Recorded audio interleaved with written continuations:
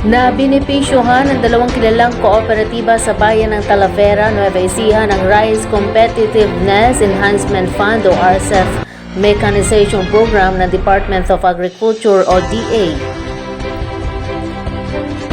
Pinaunahan ni Mayor J.R. Santos katulong si Konsehal Rafael Reyes sa pagkakaloob ng traktor at ilang gamit sa pagsasaka mula sa Philippine Center for Post-Harvest Development and Mechanization o PhilMec na nakabase sa Science City of Muñoz, Nueva Ecija.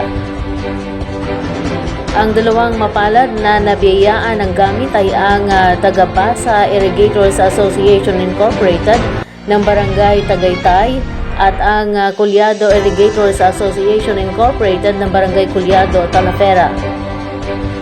Mandato ito ng PhilMec na pagkalooban ng mga makabagong gamit ang mga magsasaka batay sa nakasaad sa Rice Certification Law upang suportahan ang mga ito at matulungang mapataas ang produksyon ng aning palay, maging ang kanilang kita sa pamagitan ng modernong makinarya.